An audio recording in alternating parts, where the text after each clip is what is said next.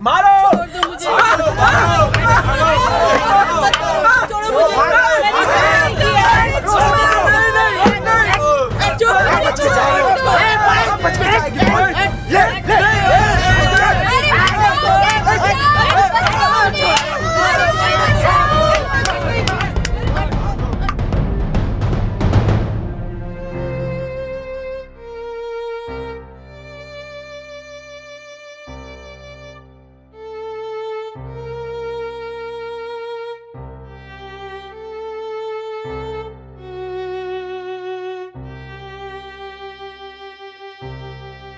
अहिंसा को धर्म मानने वाले महात्मा गांधी हिंदुस्तान में फैले हिंसात्मक गतिविधियों से बेहद दुखी थे।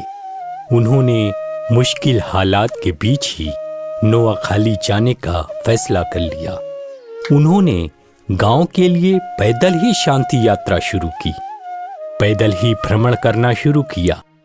इस यात्रा के दौरान उन्होंने चप्पल पहनना छोड़ दिया। महात्मा गांधी को लगता था नोआखाली एक शमशान भूमि है जहां सैकड़ों हजारों लोगों की मज़ारें हैं, इसलिए उन्होंने चप्पल पहनकर यात्रा नहीं की।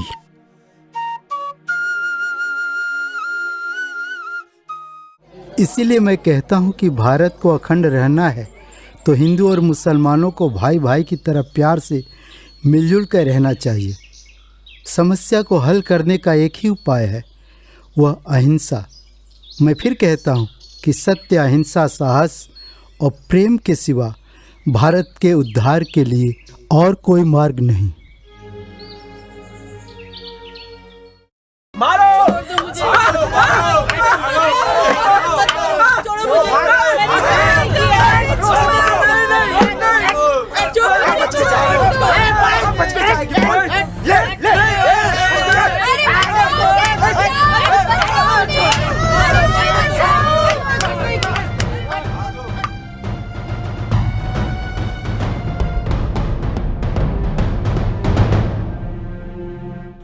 नोआखाली में बहुत बड़ी बर्बादी नहीं हुई।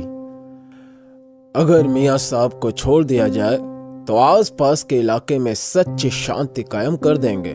हाँ, गुलाम सरवर को छोड़ दिया जाए तो सब कुछ ठीक हो जाएगा। मुझे इस बात पर भरोसा नहीं होता क्योंकि मेरे पास गुलाम सरवर के रवैये के बारे में अधिकृत रिपोर्ट है।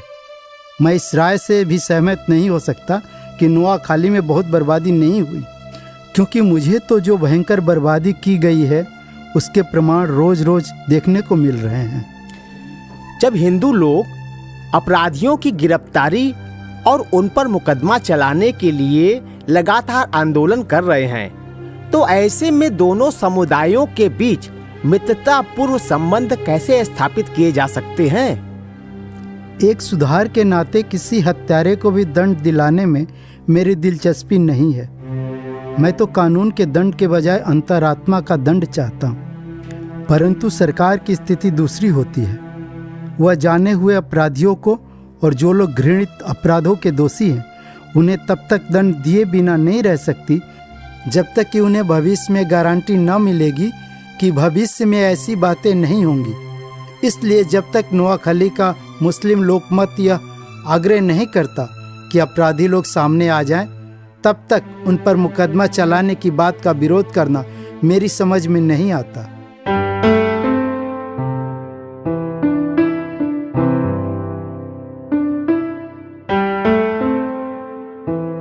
नोआखाली में होने वाले दंगे गांधी जी द्वारा बरसों से चलाए जा रहे सत्याग्रह और उनके सत्य और अहिंसा के सिद्धांत की परीक्षा साबित हुए।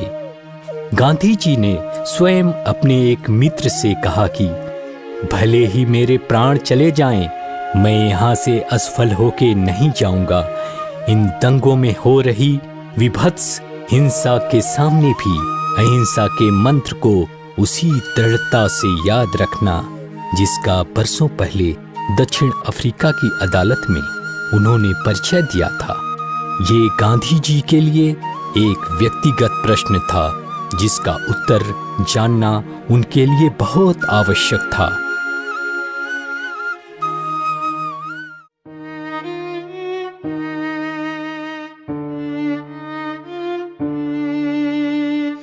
यह ठीक है कि दंगों में आपके घर जला दिए गए और संपत्ति लूट ली गई। मेरे लिए आप लोगों के पुनर्वास का अर्थ केवल आर्थिक पुनर्वास नहीं, नैतिक और आध्यात्मिक पुनर्वास भी है। मुझे बताया गया कि कुछ अपराधी जिन्होंने दंगों में भाग लिया था, गिरफ्तारी के डर से एक जगह से दूसरी जगह भागते फिर रहे हैं। लेकिन इस तरह भागना कायरता है।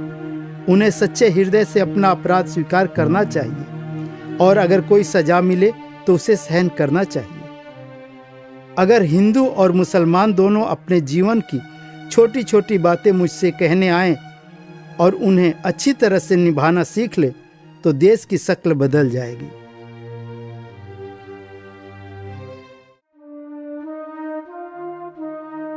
गांधी जी, आपको सांप्रदायिक सुमेल स्थापित करने के लिए सारे नोआखाली में घूमने की क्या आवश्यकता है और आपके साथ सिखों के जाने की क्या जरूरत है?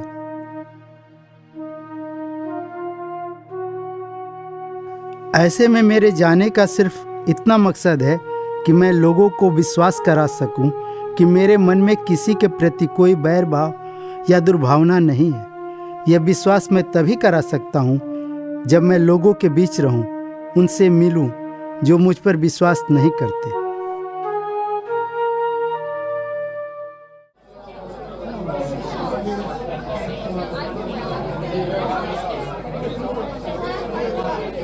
ए बुढ़िया, हट रास्ते से, देखकर नहीं चल सकती। क्षमा करना बेटा, आंखें होती तो जरूर देख कर चलती। इस अंधी को कौन रास्ता दिखाए? जो सहारा था नफरत की भेंट चढ़ गए। अब तो बस लाचार शरीर लेकर दर बदर की ठोकरें खा रही हूँ। सुना है कोई महात्मा आए हैं, बस उन्हीं से मिलने जा रही हूँ। हे बेटा,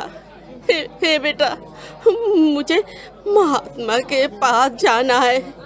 मुझे थोड़ा सा रास्ता दे दो, मुझे बापू से मिलना है। आइए माई, आइए, मैं बापू के पास ले चलता हूँ।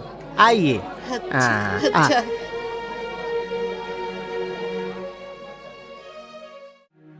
ये लीजिए, ये है बापू।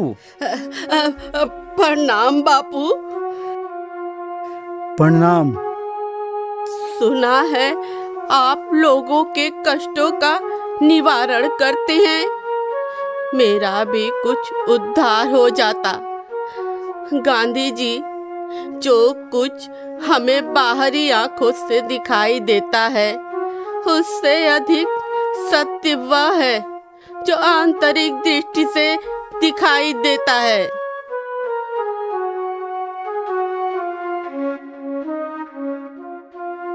नोआखाली में मैंने बापू का जो रूप देखा वो अप्रतिम था।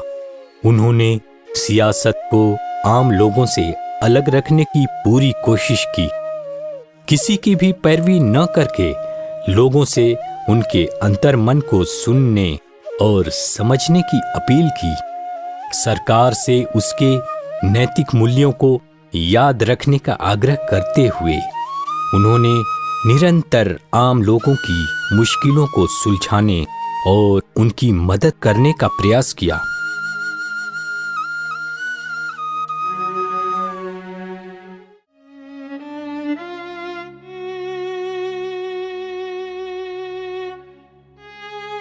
स्वामी, इसमें मेरा क्या दोष है? मैं कहाँ जाऊंगी?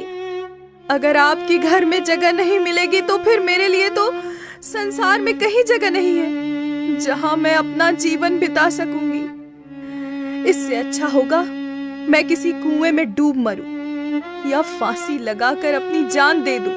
इसमें मैं क्या कर सकता हूँ? किसी पराये मर्द ने तुम्हें छुआ है जो मैं जिंदगी भर भूलने को तैयार नहीं हूँ। प्रणाम महात्मा। खुश रहो। क्या बात है, तुम दोनों इतने उदास क्यों हो? मैं दंगों की भेंट चढ़ी एक अबला स्त्री हूँ जिसे मेरे पति स्वीकार करने से मना कर रहे हैं। अब आप ही बताएं, मैं कहाँ जाऊं? मेरे लिए तो आत्महत्या के अलावा कोई आश्रय नहीं है। नहीं नहीं, ऐसा नहीं। आत्महत्या कायरता है, आश्रय नहीं। और तुम्हें तो इस वक्त इसे सहारा देना चाहिए, अपने वचनों का पालन करना चाहिए। ऐसी स्त्री की घर वापसी तो गौरव करने योग्य बात होगी, शर्मिंदगी नहीं। मुझे क्षमा करे बापू, मुझसे भूल हो गई। चलो घर चलें। महात्मा गांधी ने समितियों को ही अमन की जिम्मेदारी दी।